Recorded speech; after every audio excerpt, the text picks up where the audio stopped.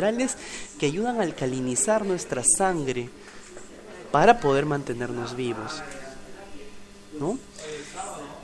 Pues bien, Barbour,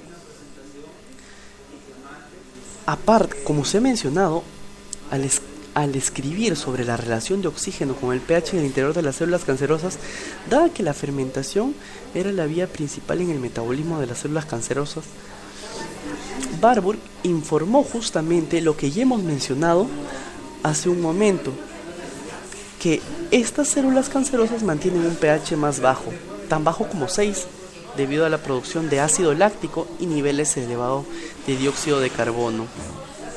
Bueno, el concepto de que las células cancerosas cambian por glucólisis ha sido ampliamente aceptado por diferentes gremios de profesionales de la salud, aunque sí, valgan verdades, no se ha visto como la causa del cáncer. Algunos sugieren que el fenómeno Barbour se podría utilizar para desarrollar fármacos contra el cáncer, ¿no? Barbour creía firmemente que había una relación directa entre el pH y el oxígeno. pH más alto significaría para él una mayor concentración de moléculas de oxígeno, mientras que un pH más bajo se traduce en menos concentraciones de oxígeno. Si me pedirían mi opinión, pues yo sí abiertamente tengo una gran idea, una gran predisposición positiva por la teoría de Barbour. Realmente estoy convencido por las ciencias fisiológicas, por la bioquímica. Este premio Nobel realmente tenía razón, o tenía cierto grado de razón, que los mecanismos que lleven a explicar la totalidad no estén aún dilucidados o descubiertos. No quiere decir que terapias alternativas, no porque estén fuera de la medicina ortodoxa, sino porque no es quimioterapia o no es radioterapia, quizá tratamientos alternativos como el uso de ciertos alcalinizantes en nuestra dieta o los mismos alimentos más alcalinizantes han ocasionado cambios positivos en pacientes con cáncer, y hay muchos casos y muchos relatos de pacientes que han logrado revertirlo. De esta manera, no solamente naturópatas o homeópatas están utilizando estas terapias alternativas. Profesionales de la salud ortodoxos, tanto médicos como nutricionistas, están recurriendo ahora a estas terapias porque han visto de que realmente sí tienen un efecto positivo y logran lo que a veces las terapias normales como la quimioterapia y la radioterapia no están logrando. Tanto es así que ahora se habla hasta de terapias basadas en genes, como la terapia o la implantación del gen del pato canadiense en ciertas neoplasias. Pues bien, en lo que se refiere al campo nutricional, al campo de un punto de vista de Barbour, pues podríamos utilizar los alimentos alcalinos y todo aquel suplemento nutricional que ayudaría a alcalinizar el cuerpo, sin olvidar los requerimientos grandes, los requerimientos nutricionales que necesita el paciente oncológico.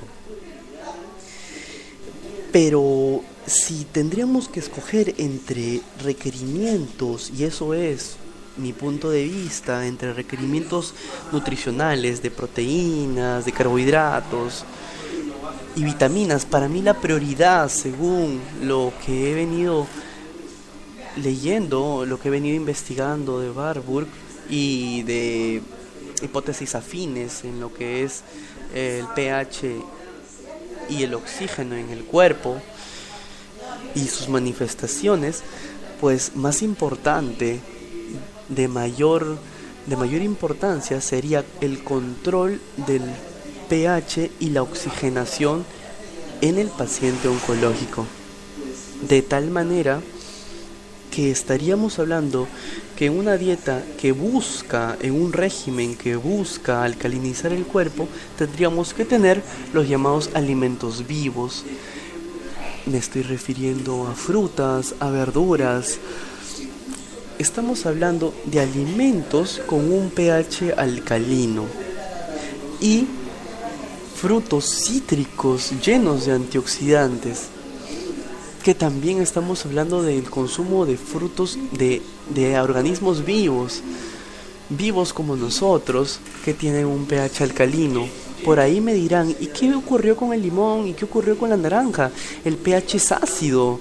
Recuerda cuando tabulabas en la universidad, ¿no? El jugo de limón, el jugo de camu camu es extremadamente ácido. En efecto, claro que es ácido, pero al ingresar a nuestro organismo, tras reacciones, tienen otro comportamiento, tienen un comportamiento más bien alcalino. Pues de esta manera, en las teorías justamente de alcalinización del organismo, nos hablan de que las carnes, tanto pescado, pollo o res, pues son acidificantes. En este caso ya irá en este caso el especialista verá el grado del paciente para ver si por un tiempo sería necesario quitar estos alimentos de origen animal, o no del todo, o dar lo mínimo, o utilizar ciertas carnes menos ácidas, quizá como el pescado o el pollo, o utilizar proteínas de origen vegetal, que si bien es cierto tienen menor valor biológico, pero para cumplir con los requerimientos del paciente. Vamos a tomar en cuenta que en una terapia de esta manera nos estamos abocando más por la parte de la alcalinización. No podemos lamentablemente cubrir al mismo tiempo los requerimientos nutricionales que la alcalinización. Estamos hablando ya de un tratamiento para un paciente oncológico desde un punto de vista nutrioterapéutico. Si estamos hablando de una persona que no tiene cáncer, que lo que busca simplemente es consumir alimentos para evitarla, para prevenirla, pues las recomendaciones del caso: ensaladas frescas, muchos vegetales, muchos frutos ricos en vitamina C, cítricos. Eso basta para alcalinizarnos día a día. Pero para un paciente oncológico, en un tratamiento, en este caso alternativo, llamado así, porque nos salimos de la norma de la quimioterapia y la radioterapia, pues la utilización de esta clase de alimentos son las que van a ser nuestro caballito de batalla. Por ahí también se habla del bicarbonato de sodio. En efecto, es válido la utilización de este tampón, de este buffer, que es el buffer por excelencia en el cuerpo, que permite justamente diversas reacciones en el organismo y que neutraliza, en este caso, la acidez. Es válido la utilización del bicarbonato de sodio.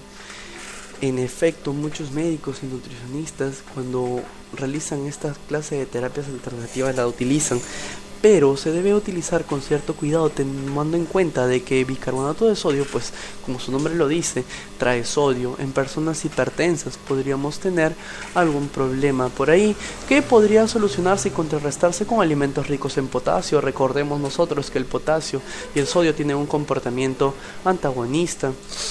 Entonces hay maneras de cómo administrarlo.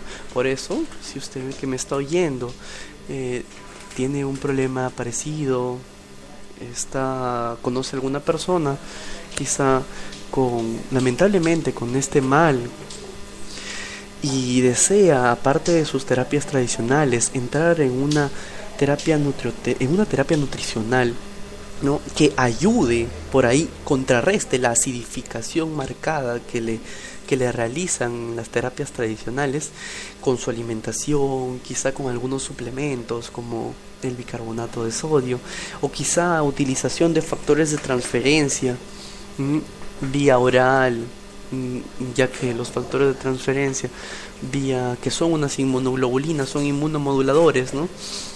Que también se utilizan como terapias alternativas, ya que modulan nuestro sistema inmunitario, vía venosa, pues si no me equivoco, solamente se está haciendo en Cuba y en Alemania, mientras que por vía oral los factores de transferencia, estos tipos de inmunoglobulinas, moléculas de tipo péptidos, se ha visto en ciertos estudios que permiten una modulación del sistema inmunitario, justamente ayudan a consumir las células cancerosas y las utilizan mucho con la teoría de Barbour en lo que es alcalinización del cuerpo. Pues bien, todas las terapias en este caso son válidas siempre y cuando no afecte la vida del paciente, y entre una quimioterapia y una radioterapia, una terapia alternativa con alimentos, con suplementos, pues es muchísimo menor riesgo. Como un coadyuvante a una terapia tradicional, pues realmente se las recomendaría, quizá logre mejores resultados, o la persona que usted conozca con esta enfermedad podría mejorar mucho en ese sentido. Bien, ¿qué podríamos mencionar sobre los ácidos grasos esenciales? Ya me van a llamar el loco de los ácidos grasos esenciales. Es que realmente nuestro cuerpo, nuestras células están cubiertas por los omegas 3, o deberían de estarlo porque no hay mucho consumo de ellos. En este caso, el omega 3, el ácido linoleico, pues permitiría una mejor permeabilidad en la membrana, una mejor diapedesis o movimiento de nuestras células inmunitarias, de esta manera poder atacar mejor las células tumorales. Al tener mayor elasticidad y permeabilidad de las membranas, pues la movilización de estas células inmunitarias va a ser facilitada. En este caso, volvamos a recordar todo lo que hemos estado hablando en estos minutos. Contra el cáncer, oxigenación. Contra el cáncer, un pH alcalino, una alimentación rica en antioxidantes provenientes de alimentos vivos como frutos y vegetales. Hay que disminuir ciertos alimentos acidificantes como azúcar refinada, ¿no? Como sales refinadas, harinas refinadas que no traigan consigo fibra, alimentos industrializados, todo alimento embolsado que tenga preservantes, acidulantes, que vengan de las industrias alimentarias, lamentablemente tienen y son acidificantes. Por tal motivo, si vamos